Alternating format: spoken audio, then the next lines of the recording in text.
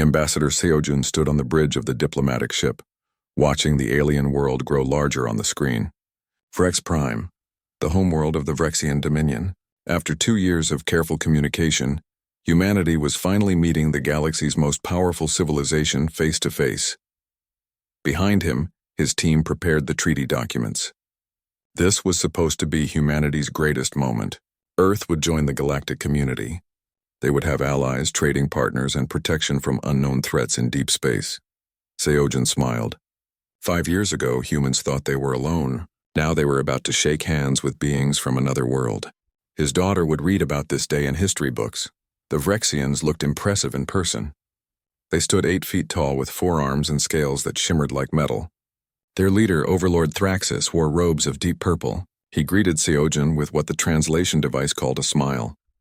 "Welcome, humans," Thraxus said. His voice was smooth and warm. "Today begins a beautiful friendship between our peoples." The ceremony hall was enormous.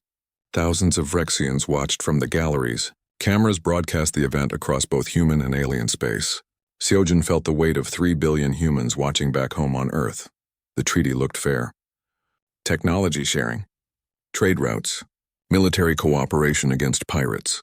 In exchange, the Vrexians wanted access to Earth's biological resources, samples of plants, animals, and genetic data for their research. It seemed reasonable. Seojun lifted his pen. Thraxus did the same. Both signed. The crowd erupted in what seemed like applause. Then Thraxus looked at Seojun and his smile changed. It became something cold, something hungry. "Did you really think we saw you as equals?" Thraxus asked quietly. Seojun's blood went cold. Behind him, his security chief reached for her weapon. She never made it. Vrexian guards were faster. Energy weapons fired. Seojun's team fell. He dove behind a pillar as the ceremonial hall exploded into chaos. Red emergency lights flooded his vision. Alarm screamed. Seojun ran, not thinking, just moving. Behind him, he heard Thraxus laughing. "Hunt them down," the Overlord commanded, "and signal the fleet. Begin the harvest." Across the galaxy on humanity's 12 colony worlds, the attacks began simultaneously. Vrexian warships dropped out of faster-than-light travel above peaceful settlements. They didn't bother with warnings or demands. They simply opened fire. On New Vancouver, a mining colony with 2 million people, the first wave of missiles struck the domed cities. Atmosphere vented into space. Thousands died in seconds. Lieutenant Mirai was off duty when the attack started. She grabbed her rifle and ran toward her unit's barracks. The sky burned. Debris fell like deadly rain. Mirai found her squad leader trying to organize a defense. He was shouting orders when a plasma bolt hit him. Mirai caught his body as he fell. His last words were simple: "Get them out." "Get anyone out," Mirai took command. 37 Marines. Barely any ammunition. No air support. The colony's shields were already failing. She made the only choice she could. They would buy time for the evacuation ships to launch. Her squad fought room by room through the collapsing habitat. Alien soldiers followed them. The Vrexians were bigger and stronger, but they moved like they were hunting game, not fighting soldiers. They were careless. Mirai made them pay for every meter. By the time the evacuation ships lifted off, only 12 of her Marines were still alive. Mirai watched from a shelter as the Vrexian fleet turned the empty colony into rubble. 3 million people had lived there that morning. Maybe 300,000 escaped. On Vrex Prime, Captain Ji-won received the emergency broadcast just as her ship, the Silent Fury, entered orbit. She had been sent as backup, arriving hours after Seojun's diplomatic vessel. The message was brief and terrible. "All human ships, this is Earth Command. We are under attack. Multiple colonies reporting Vrexian assault. Casualties in the millions. All vessels return to Sol system immediately." "This is not a drill." Ji-won stared at the message. Her mind refused to accept it. The treaty signing was happening right now. This had to be a mistake. Then her sensor officer shouted, "Captain! Vrexian warships breaking orbit. They are targeting the diplomatic ship." Ji-won watched in horror as 6 Vrexian cruisers fired on Seojun's vessel. The diplomatic ship had no weapons, no shields. It died in a single volley. But her scanners picked up something. 1 life pod. 1 survivor. "Get us out of orbit now," Ji-won ordered. "Pursuit course for that pod. And someone tell me how we are going to survive this." The Vrexian ships turned toward her. 6 warships against 1 small stealth vessel. The odds were impossible. But Jiwon had spent 15 years in the Deep Space Navy. She knew every trick in the book. She dove toward Vrex Prime using the planet's gravity to slingshot around it. The aliens followed, but they were bigger, slower. She detonated their weapons depot in orbit as she passed. The explosion bought her precious seconds. Her crew grabbed the life pod. Inside was Seojun, barely conscious, burned and bleeding. Jiwon didn't have time to ask questions. 3 alien ships were still on her tail. She activated the faster-than-light drive before it was fully charged. Dangerous. Possibly deadly. But staying was definitely deadly. Reality bent. The Silent Fury jumped into faster-than-light travel.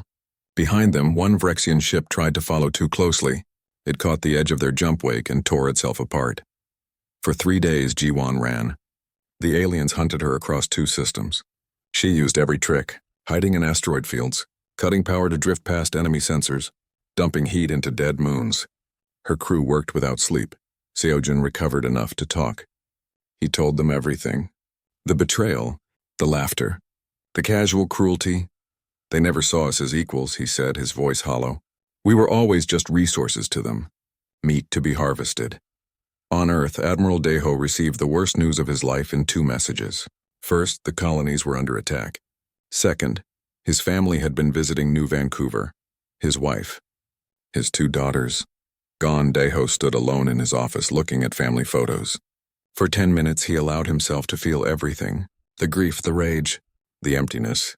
Then he locked it all away in a box deep inside his mind. He would open that box later. Right now, humanity needed him. The president called an emergency meeting. Every military leader, every scientist, every politician. The room was chaos. Some wanted to surrender. Others wanted to hide, scatter humanity across the galaxy. A few talked about revenge. Daeho let them talk. Then he stood. 3 million of our people are dead, he said quietly. The galaxy has shown us what it thinks of humanity. We are prey to them, animals. They expect us to run or hide or beg. He looked around the room. Every eye was on him. We will show them what humans do when you try to hunt us. We will show them what total war means. We will teach them that humanity's greatest strength has always been our ability to become more dangerous than whatever threatens us. Someone asked about the Galactic Council, about alien law, about trying diplomacy again. Daeho's expression was ice. The galaxy had its chance to welcome us as friends. They chose to see us as victims. Now they will learn we are neither. We are survivors. And survivors do whatever it takes. The vote was unanimous. Earth declared total war. Every factory converted to weapons production. Every scientist put to work on military research. Every person trained for the coming fight. Humanity would not go quietly into extinction. 2 weeks later, Captain Jiwon's battered ship finally limped into Earth orbit. She delivered Seojun to Daeho personally. The ambassador looked broken, haunted. I failed, Seojun said. I trusted them. Daeho shook his head. You gave them a chance for peace. They chose war. Now we will finish what they started. And when we are done, every species in this galaxy will know one simple truth. He looked out at the stars, where human shipyards worked around the clock, building a fleet that would shock the galaxy, betray humanity, and your species will be wiped from existence. 2 years had passed since the betrayal. Earth looked nothing like it once did. Every city hummed with factories. Every sky filled with ships. Humanity had become a civilization at war, and war had changed them. Dr. Hyunwoo stood in his laboratory, staring at the vial in his hand. Inside was death. Not just death for one being, but for an entire species. He had designed it specifically to target Vrexian biology. Their 4-chambered hearts. Their copper-based blood. Their unique nervous system. The weapon was elegant. It would spread through air and water. Vrexians who breathed it would die within hours. Other species would be completely unharmed. Hyunwoo had created the perfect genocide tool. He set the vial down carefully. His hands shook. Before the war, he had been a medical researcher, working to cure diseases. Now he designed weapons that made plagues look merciful. The change disturbed him. But every time doubt crept in, he remembered the images from New Vancouver. The bodies, the children. His assistant entered with more data. They had developed 17 different bioweapons. Nanotech that ate through ship hulls. Viruses tailored to alien DNA. Computer worms that turned enemy systems against themselves.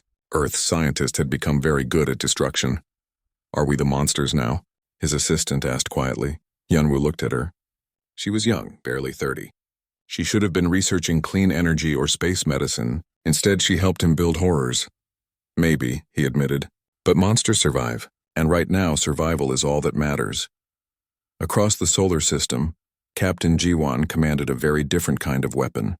The Silent Fury and 11 sister ships formed humanity's shadow fleet.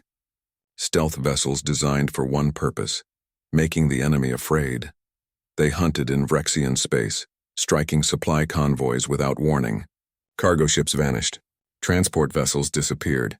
Patrol boats simply stopped reporting. The Vrexians never saw them coming. They never saw them leave. Jiwan studied her tactical display. 3 enemy freighters ahead, carrying weapons to the front lines. Normally, she would attack all 3. Tonight, she did something different. Target the middle ship only, she ordered. Kill it fast. Let the others watch. Her crew looked confused but obeyed. The Silent Fury fired. The middle freighter exploded. The other 2 ships activated their emergency beacons, screaming for help. Then they ran, Jiwan smiled coldly.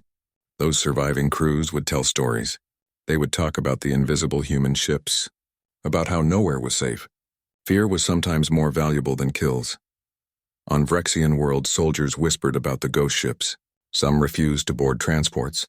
Others deserted. The mighty Vrexian fleet was learning what it meant to be prey. Commander Keltis, leader of the Vrexian military, studied the casualty reports with growing alarm. In 2 years, they had lost 300 ships to these phantom attacks. More troubling was the enemy's advancement. Human technology was improving at an impossible rate. When the war started, human ships were slow and clumsy. Easy targets, now they moved faster. Their weapons hit harder. Their shields held longer. It made no sense. Species did not evolve this quickly. How are they doing this? He demanded of his science advisor. The advisor looked frightened. They are not following normal development, Commander. They take our technology, reverse it, and improve it within months. They learn from every battle. They adapt. Kelthus felt cold dread settle in his gut. The galaxy had always followed certain rules. Technology progressed slowly. War was predictable. Species knew their place. Humans were breaking all those rules. Then came the battle that changed everything. The Vrexians attacked one of the rebuilt human colonies with overwhelming force. 200 warships against 30 human defenders. It should have been a massacre. Admiral Deho commanded the defense personally. He let the enemy fleet enter the system, waited as they closed distance, watched them move into his trap. Now, he said quietly, minefields activated. Thousands of smart mines, invisible until that moment, swarmed the Vrexian formation. Explosions rippled through their fleet. Then the human ships opened fire, but they did not fire normal weapons. They launched swarms of AI-controlled drones, thousands of them, each one smart enough to think, fast enough to dodge, and equipped with shaped charges that could crack a battleship. The Vrexian point defense systems could not keep up. They had been designed to fight ships, not swarms. The drones tore through their fleet like piranhas through prey. Then came the missiles. Not normal ones. These moved at a fraction of light speed. Relativistic kill vehicles. When they hit, they released the energy of nuclear weapons. Nothing could survive them. The battle lasted 40 minutes. Of 200 Vrexian ships, 1 escaped. Just 1, and Deho made sure it escaped. He wanted that crew to go home and tell everyone what happened. Lieutenant Mireille watched the battle from the colony surface. She had rebuilt her Marine unit over the past 2 years, recruited survivors, trained new soldiers. She expected to fight today. Instead, she watched the human fleet destroy an armada without even getting scratched. "We are actually winning," one of her Marines whispered in awe. Mireille nodded slowly. Yes, they were winning. But the cost worried her. She saw what Earth had become. A world of weapons and warriors. Children trained for war. Art and music replaced by military doctrine. They were surviving, but losing something precious in the process. That night, her unit captured a Vrexian scout. The alien ship had been disabled by an AI virus. He was young, barely more than a recruit. His name was Venix. Mireille's Marines wanted to execute him. Standard procedure for enemy prisoners these days. But something made Mireille pause. She looked at Venix and saw terror in his eyes, not the fear of death. Something deeper. The fear of understanding. Why did you attack us? She asked through the translator. Venix struggled with his words. Because Overlord Thraxus said you were weak. Easy prey, resources, I thought. His voice broke. I have served for 8 months, he continued. In that time I have watched 30 ships in my squadron die. Not in fair combat, just gone, vanished. We do not even know how you kill us half the time. Mireille made a decision. Instead of killing him, she showed him something. She took Venix to see the colony memorial. 3 million names carved in stone. Men, women, and children murdered in the first attack. This is why we fight, she said. Your people did not come to negotiate. You came to exterminate. You thought we would die easily. You were wrong. Venix stared at the memorial, the scale of it, the names stretching on forever. He realized something terrible. His people had not attacked soldiers. They had attacked civilians, families. The Vrexians had not started a war. They had started a genocide, and humanity was teaching them what happens to those who commit genocide. What will you do with me? He asked. Mireille considered. By all rights, she should kill him. But looking at his face, she saw something that gave her hope. Regret. Understanding. Maybe even shame. I'm going to give you a choice, she said. You can die here quickly and painlessly. Or you can help us end this war by telling us about your military installations, your supply routes, your weaknesses. Venix met her eyes. She expected him to refuse. To die with honor rather than betray his people. Instead, he surprised her. I will help, he said quietly. Not because I am a coward, but because my people need to understand what we have awakened. If I can help end this war faster, save lives on both sides, then my dishonor is worth it. The intelligence Venix provided changed the war. He gave humans detailed maps of Vrexian space, locations of fuel depots, shipyards, and command centers. More importantly, he explained Vrexian military doctrine, their tactics, their weaknesses. Admiral Deho studied the information carefully. For 2 years they had been fighting defensively, holding ground, protecting colonies. Now they had everything they needed to go on the offensive. He called a meeting of all senior commanders. Jiwon arrived from her shadow operations. Seojun, now his chief advisor, attended remotely. Dr. Hyunwoo joined via secure connection. Mireille represented ground forces. Deho laid out his plan. They would invade Vrexian space. Not hit-and-run attacks. A full invasion. They would strike at the heart of the Dominion and force them to surrender. This is risky, Seojun warned. If we fail, Earth is defenseless. Deho nodded. Yes, but if we succeed, the war ends, and every other species watching learns a valuable lesson. He activated a hologram. It showed the galaxy. Hundreds of species. Thousands of worlds, all watching to see how this war would end. Right now they think we are lucky, Deho continued, that we got some fortunate wins. After this operation, they will understand the truth. We are not lucky. We are terrifying. The vote was Hay would show the galaxy what happened when you tried to exterminate the human race. As the meeting ended, Jiwon approached Mireille. The captain had been in space for 2 years. The Marine had been on the ground seeing the human cost of war up close. Are we doing the right thing? Jiwon asked quietly. Mireille thought about Venix, about the young Vrexian who chose honor over loyalty, about the possibility that not all enemies were evil. I do not know, she admitted, but I know we are doing what we must. They tried to wipe us out. Now we show them the consequences.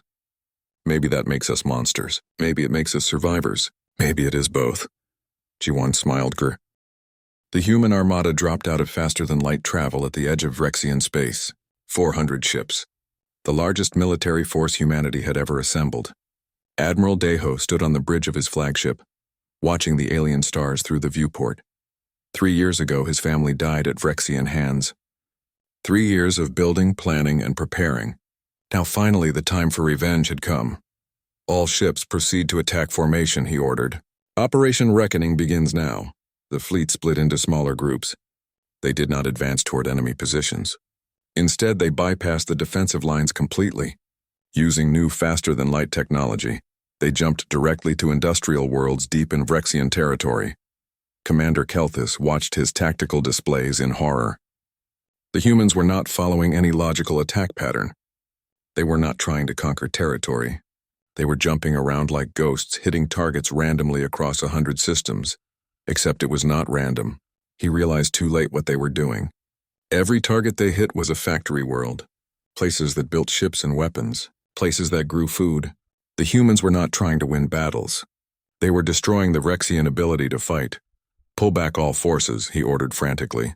Defend the industrial systems. But his orders came too late.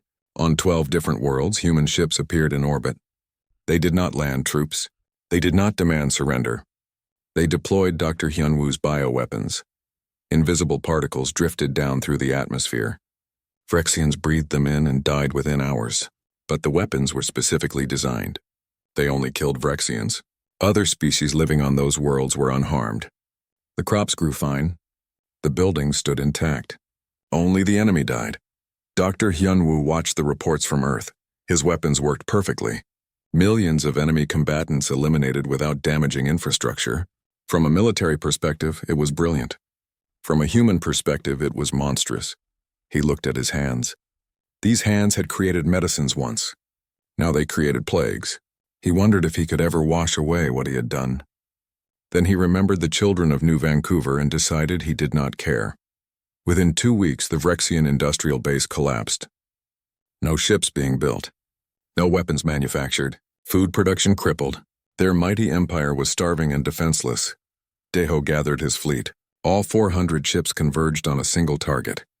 Frex Prime, the enemy homeworld, the heart of the empire that had tried to exterminate humanity. The Phyrexians assembled every remaining warship to defend their home. 300 vessels, massive orbital defense platforms, planetary shields that could withstand nuclear bombardment. It was the strongest defensive position in their entire empire. Daeho stopped his fleet just outside weapons range. He opened a communication channel that broadcast to every screen on Rex Prime. Billions of aliens watched as the human admiral appeared. People of Rexia, he began, his voice calm and cold. 3 years ago, your leader Overlord Thraxus ordered the extermination of humanity. 3 million of my people died in that first attack. You celebrated. You called us weak. You called us prey. He paused, letting his words sink in. Now I am here, at your home world, with enough firepower to turn this planet into ash. You have 48 hours. Surrender Overlord Thraxus, dismantle your military, or watch your world burn. The transmission ended. Panic swept through Vrex Prime. Citizens rioted in the streets. Some demanded Thraxus be turned over. Others called for resistance to the death. The government was paralyzed with fear. Thraxus himself was furious. How dare these primitives threaten him? He had 4 times their numbers. He had planetary shields. He had weapons that could crack moons. Let them come. He would show them what real military power looked like. He activated his secret weapon. A planet-killing device. It fired a beam that could tear through space itself, destroying targets light years away. He aimed it at Earth. If I die, humanity dies with me, he declared. The weapon charged. Power readings climbed. In 30 seconds, it would fire. In 1 minute, Earth would be gone. Then something went wrong. Alarms screamed. The weapon's power core went critical. Thraxus had just enough time to realize what happened before his flagship exploded. The blast was visible from the planet's surface. A new star briefly lit the sky. Captain Jiwon watched the explosion from her stealth ship, parked inside the planetary shield. Her infiltration team had been on Vrex Prime for 3 weeks waiting for this moment. They had sabotaged the weapon. Thraxus never had a chance. Target eliminated, she reported to Daeho. The Overlord is dead. Without their leader, the Vrexian defense collapsed into chaos. Military commanders argued about who was in charge. Some wanted to surrender. Others wanted to fight. While they argued, Daeho made their decision for them. All ships open fire, he ordered. Target military installations only. Spare civilian areas, the human fleet struck. Not with planet killers. Not with bioweapons. With precise surgical strikes. Missiles hit military bases. Orbital platforms exploded. The Vrexian Navy died in orbit. Within 2 hours, the enemy homeworld was defenseless. A new Vrexian commander appeared on screens across the planet. He was young, barely 30. Commander Kelthus, the one who had led the original attack on humanity. Now he was offering surrender. We yield, he said simply. We surrender unconditionally. Please spare my people. Daeho studied the alien's face. He saw desperation there, fear. The same fear humans had felt 3 years ago. Part of him wanted to refuse. to rain fire on this world, to make them feel the terror they had inflicted. But he was not Thraxus. He was not a monster. Or at least he tried not to be. Your surrender is noted but not accepted, Deho replied. You attacked civilians. You murdered children. You do not get to simply give up and walk away. He gave the order. Landing ships launched from the fleet. 2 million human soldiers descended toward Vrex Prime. Lieutenant Mireille was among them. Her dropship shook as it entered the atmosphere. Around her, 30 Marines checked their weapons. They were about to become an occupying force on an alien world. None of them had trained for this. They were soldiers, not governors. The landing was unopposed. The Vrexians had no fight left in them. Mireille's unit secured a government building in the capital city. Alien civilians watched them with fear and hatred. She understood. If alien soldiers had occupied Earth, she would feel the same. Over the next week, human forces secured all major cities. It was surprisingly peaceful. The Vrexians were defeated in spirit as well as body. They had started this war believing they were superior. Now they cowered before the species they had tried to exterminate. Then something unexpected happened. A ship arrived at Vrex Prime, not a warship. A diplomatic vessel. It bore the symbol of the Alarian Council, the ancient species who governed galactic law. Counselor Yevrix requested a meeting with Admiral Deho. She was ancient, her species having explored the stars for 10,000 years. She had seen empires rise and fall, but she had never seen anything like humanity. Admiral, she began carefully, you have won. The Vrexian Dominion is finished. We of the Council acknowledge this. What we ask now is mercy. Deho laughed bitterly. Mercy? Where was the Council when they attacked us? Where was galactic law when 3 million humans died? You watched and did nothing. Yevrix bowed her head. You are right. We failed you. We failed the principles we claim to uphold. But if you exterminate the Vrexians, you become what they were. You become the monsters maybe we already are, Deho replied. Yevrix offered a deal. The Council would grant humanity a permanent seat. Full voting rights. Protection under galactic law. In exchange, humanity would show mercy to the Vrexians. Occupy but not exterminate. Punish but not destroy. Ambassador Seojin joined the meeting remotely. He urged Deho to accept. This was the opening they needed. A chance to ensure no other species would dare attack humanity. Deho considered for a long time. He thought about his dead family. About the millions who would never come home. Part of him wanted vengeance. Complete, total vengeance. But another part remembered why he fought. To protect humanity, and protection required more than just military might. I will accept your offer, he said finally, but with conditions. The Vrexians will be occupied for 50 years. Their military disbanded permanently. They will pay reparations, and most importantly, he leaned forward, his voice hard as steel. Every species in this galaxy will know what happened here. They will know that the Vrexians tried to exterminate humanity, and they will know what we did in response. Let this be a lesson that echoes for 1,000 generations. Yevrix agreed immediately. Anything to stop further bloodshed. That night, Deho broadcast a message to the entire galaxy. Every species with faster-than-light communication received it. Billions of beings across thousands of worlds watched the human admiral speak. Today, the Vrexian Dominion falls, not because we sought conquest, not because we desired their resources, but because they made a choice. They chose to betray us. They chose to murder our people. They chose to see us as prey. He paused, letting the weight of his words settle across the stars. Let this be a lesson to every civilization watching. Humanity sought peace. We offered friendship. We wanted only to join the Galactic Eye, not start this war. But we will always Effie. 5 years after the first attack, Lieutenant Mireille, now Major Mireille, walked through the streets of Rex City. The occupation continued. Human soldiers patrolled every major settlement on the planet. But something had changed over the years. The Vrexians no longer looked at humans with pure hatred. Some looked with fear, others with respect, a few even with something like gratitude. The human occupation was harsh but fair. Criminals were punished. The innocent were protected. Slowly, grudgingly, order had emerged from chaos. Mireille stopped at a small market. A Vrexian vendor sold fruit. He had 4 children, she knew. 2 had survived the war. When he saw her, he nodded. Not friendly, not hostile, just acknowledgement. 2 people who had survived terrible times together. But not everyone had accepted the new reality. Resistance cells still operated in the shadows.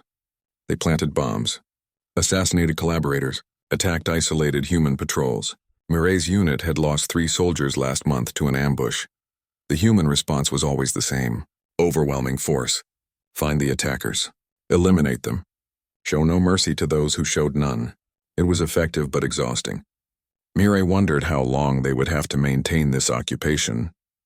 50 years seemed like forever, yet something else troubled her more. She saw what the occupation was doing to human soldiers. They were becoming harder, colder. Some enjoyed the power too much. She had disciplined 2 Marines last week for abusing civilians. The war was over, but it was still changing them. Across the galaxy, Ambassador Seojun faced different battles. He now represented humanity on the Galactic Council. The ancient chamber held representatives from 73 species. Most of them did not want him there. Seojun proposed new laws: protection for emerging species, restrictions on preemptive warfare, mandatory arbitration before military action. Every proposal met resistance. The older civilizations liked the galaxy the way it was, a hierarchy where the strong ruled and the weak served.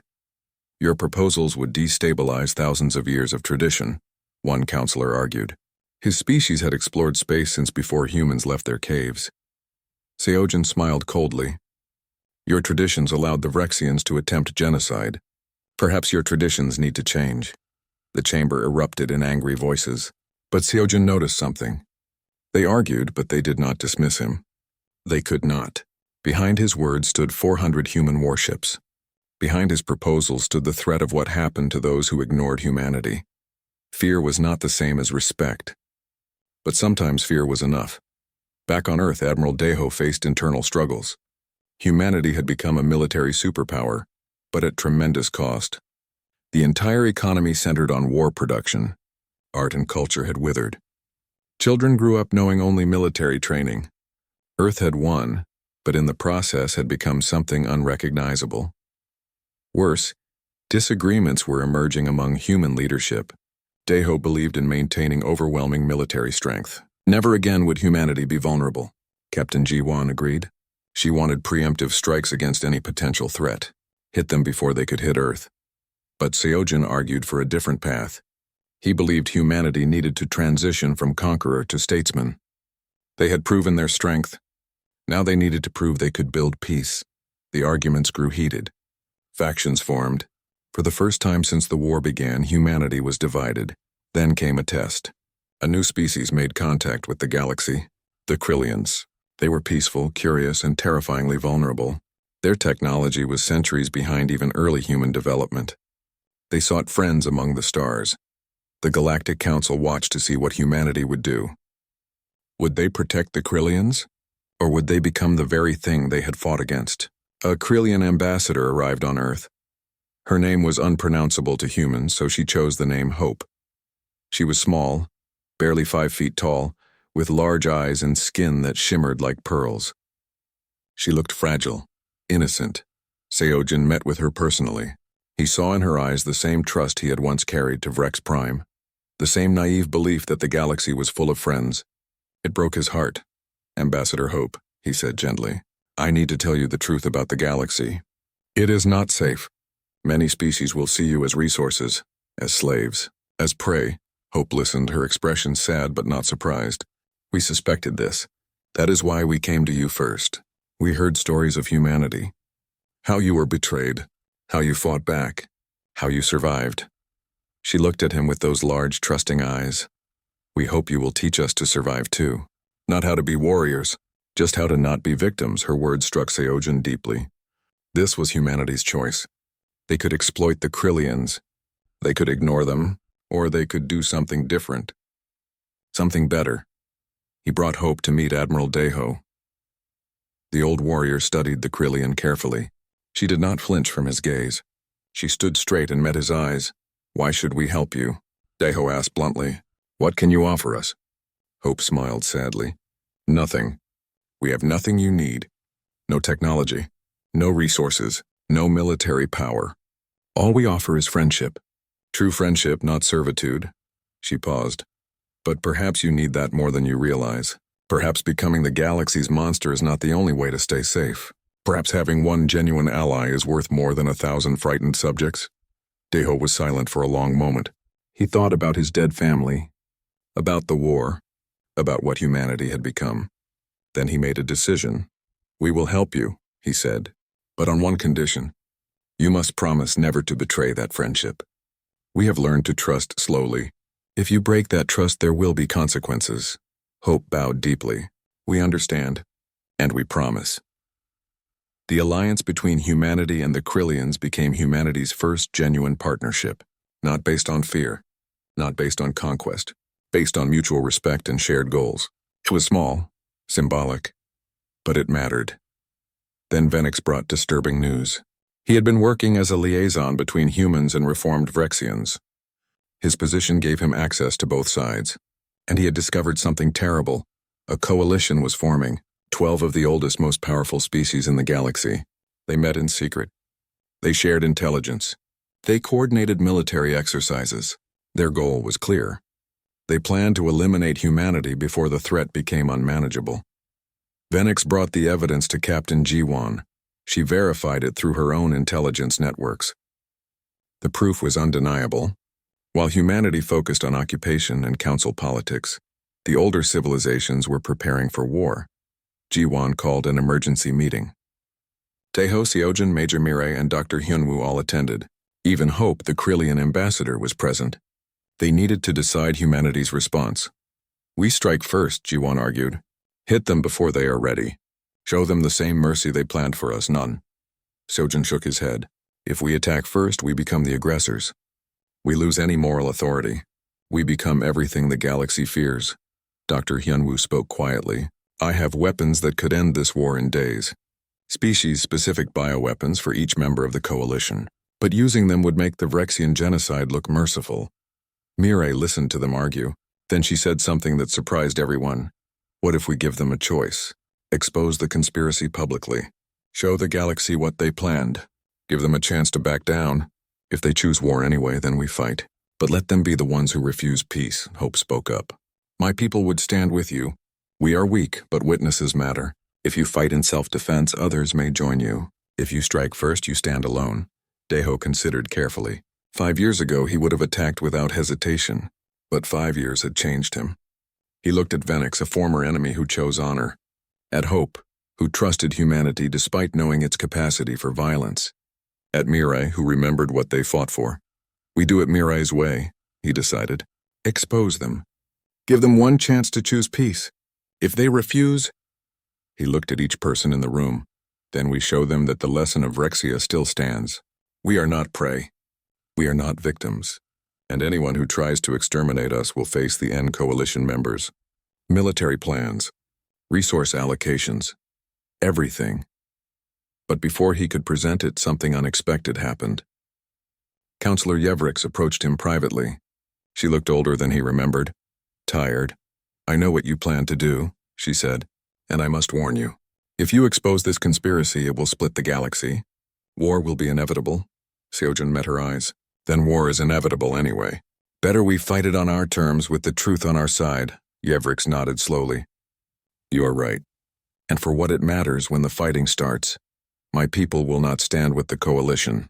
We remember Vrexia. We remember that humanity offered peace first." She placed a hand on his shoulder. "Do what you must, and may you find a way to win without becoming monsters." The next day, Seojin stood before the Galactic Council. Every species watched. He presented the evidence calmly, methodically. He named names, showed communications, revealed military buildups.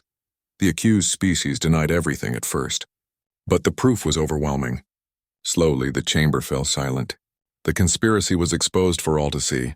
Then Seojin spoke words that would echo across the galaxy. Humanity did not seek dominance. We sought only survival and respect. You have seen what happens to those who try. The coalition refused to back down.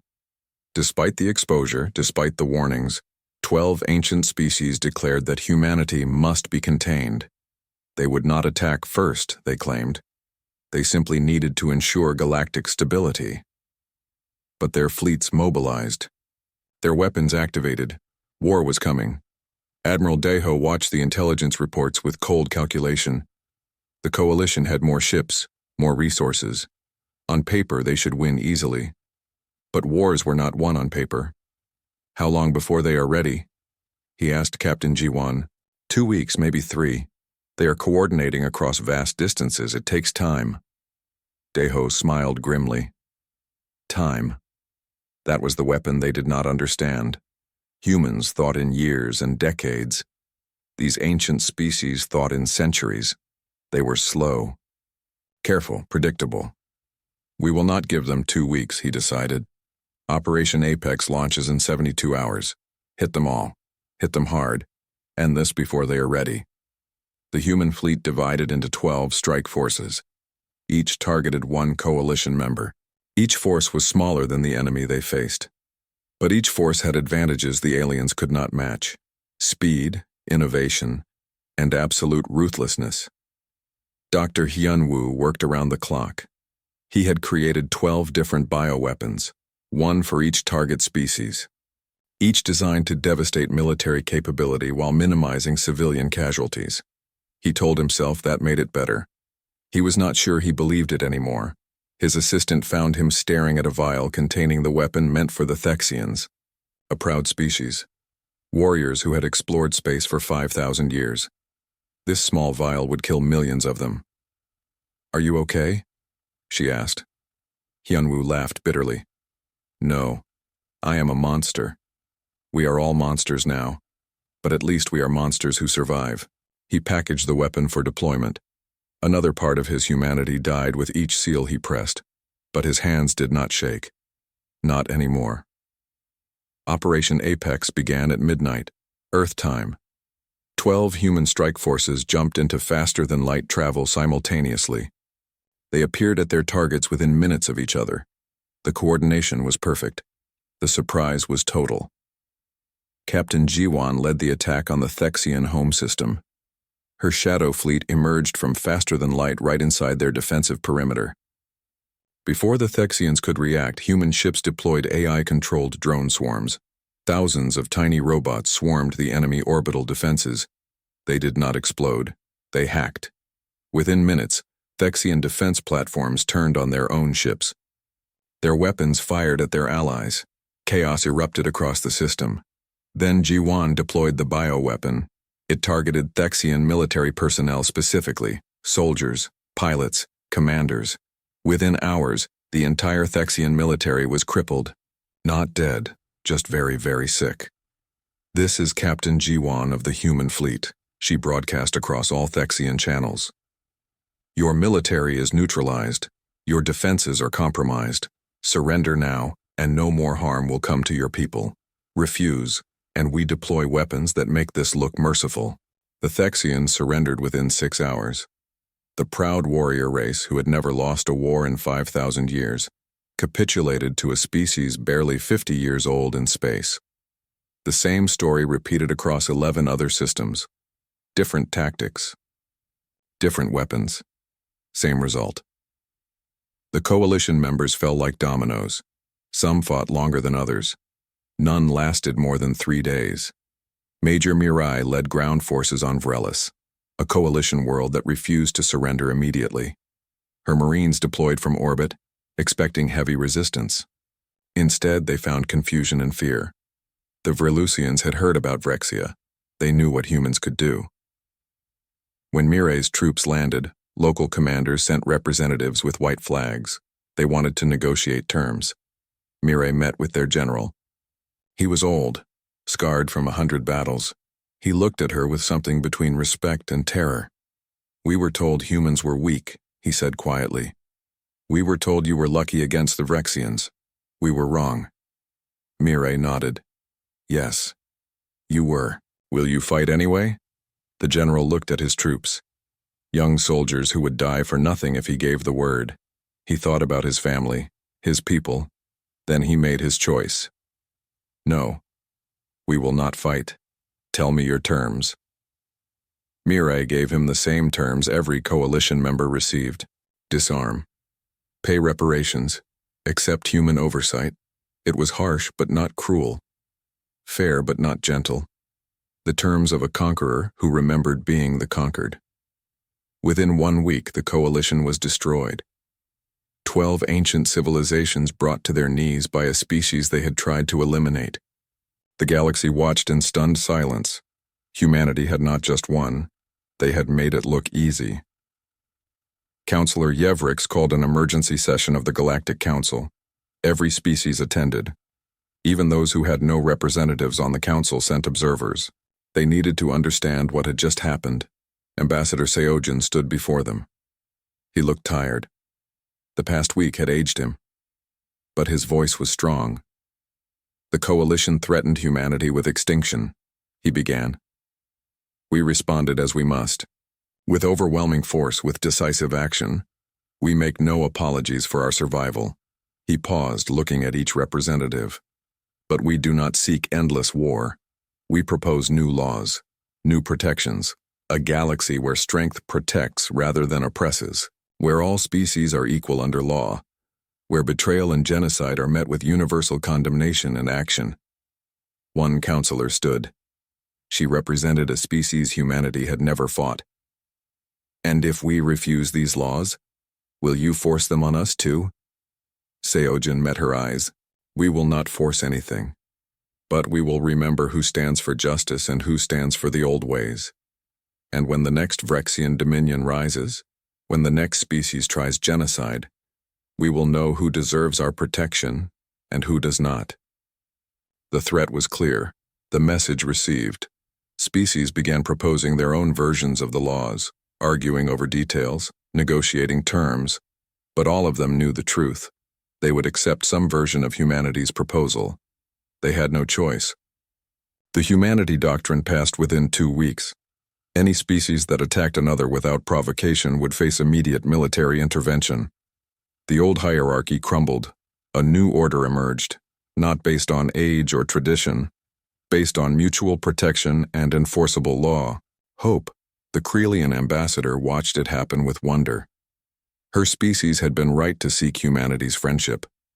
They had backed the winner. But more than that, they had backed the right side. She met with Seojin after the vote. You did it. You changed the galaxy. Seojin smiled sadly. We changed it. But at what cost? Look what we had to become to survive. Hope took his hand gently. You became what you needed to be. Survivors. Protectors. Sometimes those roles require terrible things, but you did not become monsters. Monsters do not build laws. Monsters do not seek peace. You are still human, still capable of mercy and justice. Her words gave him some comfort, but Seojun knew the truth. They had changed. All of them. The question now was whether they could change back, whether peace could heal what war had broken. 10 years after the first betrayal, humanity stood as the dominant power in known space. Earth became the de facto capital of the galaxy. The Terran Federation spanned 50 worlds. Human ships patrolled trade routes. Human laws protected the weak. Admiral Deho retired. He was 60 years old but looked 80. The war had consumed him. He moved to a quiet colony far from Earth. Some days, he allowed himself to open that box inside his mind, the one where he kept his grief. He would look at pictures of his wife and daughters. He would cry. Then he would close the box again and continue living. Seojin became the first human galactic chancellor. He worked tirelessly to build the peace they had fought for. Some days he succeeded. Other days old hatreds flared and threatened to ignite new wars. But slowly, painfully, the galaxy was learning. Captain Ji-won never stopped running shadow operations. Peace, she knew, required constant vigilance. Threats still emerged. Pirates. Terrorists. Species that resented human dominance. Her ships hunted them all. She had become the galaxy's quiet guardian, the monster that protected the innocent. Dr. Hyunwoo destroyed all Hishi, returned to medicine, trying to save lives instead of taking them. The nightmares never stopped. But at least he was building something good again. Major Mirai, now General Mirai, trained the next generation of soldiers. She taught them to be warriors, but she also taught them to be humans, to remember why they fought, to choose mercy when possible, to never become the thing they battled against. Benix became a citizen of the Terran Federation, the first non-human to receive that honor. He worked as a cultural liaison, helping species understand each other, helping prevent the misunderstandings that led to war. He was living proof that redemption was possible. On Earth, at the memorial for the 3 million dead, Seojun and Daiho met one final time. They were both old now. The war had stolen their youth, but they had survived. Humanity had survived. Was it worth it? Seojun asked, looking at the endless wall of names. Daiho was quiet for a long time. He thought about his family, about the soldiers who died under his command, about the alien civilians caught in the crossfire, about the weight of every decision he had made. "We survived," he said finally. "Our species endures. Our children will grow up in a galaxy that fears to harm them. Everything else is just details." Seojun nodded slowly. "Then let us make sure those children build something better. Let them have the